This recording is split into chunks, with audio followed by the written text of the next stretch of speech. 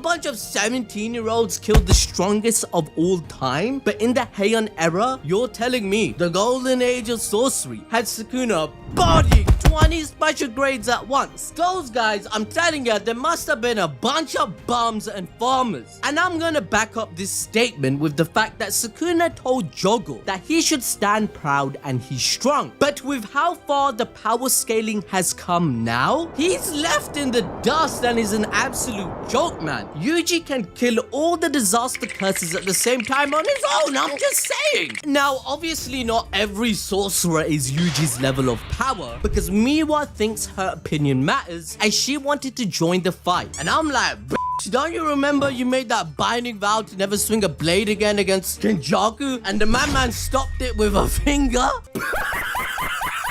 Even that stupid ass Momo witch chimed in thinking she would do something. Let's just remember this.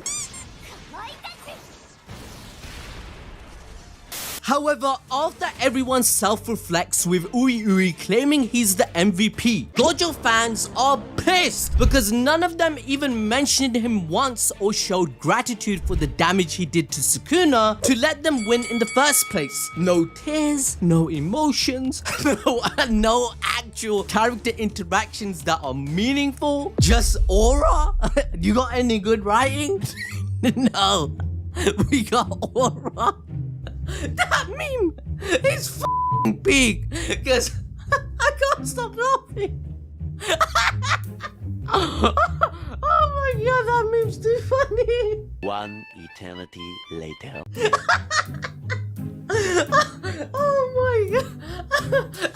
That meme's so true for this chapter. But this is where we start to see a possible Jujutsu Kaisen sequel happening. We all know Mei was broadcasting the culling game to the world, raking in a profit because she's a bitch that only cares about money, right? Isn't the culling game technically still going on? I'm confused right now, G. Chapter 220 revealed that the Kogane will always choose to make the game longer. Rule number 14 states it will end upon the deaths of all the players except for Geto and Megami Fushiguro. Tengen even asks Kenjaku why he doesn't get rid of the purification barrier himself to end the game. But he reveals that means the merger we have been anticipating all this time and giving us blue balls, it would also disappear if he does that. But now, Yuji, Yuta, and Megami are still alive, so the culling game is still on, right? Especially since chapter 248 revealed that Megami still holds the activation button for the merger as Kenjaku gave his will in Megami's name rather than Sukuna. However, with chapter 269 confirming Gojo's unlimited void has made his mind go trippy, we theorize that if Gege wanted to, he can still make a sequel with it being activated. For instance, in chapter 220, we learned that the only way to turn off the culling game is to end the 4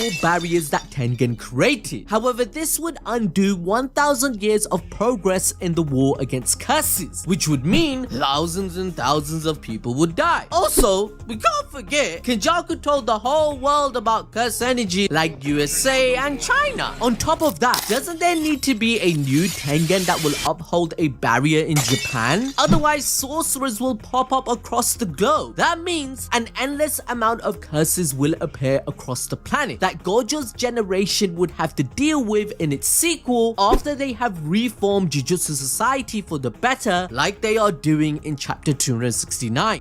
Like, the only realistic way to fix all of this is to either make an ass pull within 2 chapters that the gang figured out a way to get rid of curse energy in the entire world, just like Yuki planned. Or it's a perfect setup for part 2 of Jujutsu Kaisen with all of them getting older in a time skip to face off against what Gege has set up. In short, a Jujutsu Kaisen Shippuden. But, you know, don't shoot the messenger. It's just a theory. A balls just the theory. So how will they react to it? My guess is Gege ain't going to explain, but what he is going for is the gang forming a new sorcery society. They are getting rid of all the trash that corrupted the system before. Remember, Mei Mei said in chapter 258, she has already sorted out the requirements needed to ensure everyone learns Shadow Style Simple Domain against Sukuna. The technique was sacred behind a binding vow that was only shared amongst people of their choosing to stop curse users from learning it. But it also bound sorcerers to them for life, to be their puppets. This was going on for hundreds and hundreds of years, monopolizing the industry by forcing sorcerers to become their disciples. But with the Kamo clan gone due to Kenjaku, the Zenin clan killed by Maki, with Megami as the leader, and the Gojo clan now having no power due to Satoru's death, the new generation of sorcerers will create a new system with Gakuganji to reform everything just like Gojo planned. As he said this himself in chapter 261, Mei Mei described the clan as a curse, having too much power over them and siphoning the life force out of them. As a result, Mei Mei and Kusakabe are making it so that Simple Domain will be a technique that all sorcerers can learn without any restriction, making it freely available in the future since he's the new head. Tengen told Mei Mei about this clan's plan. They were gathering many disciples so they can become one of the major 3 houses to overthrow the sorcerer world for themselves. But she spoils their plan, telling them that they are stupid bitches that are selfish, and many sorcerers had died because of them, as they had no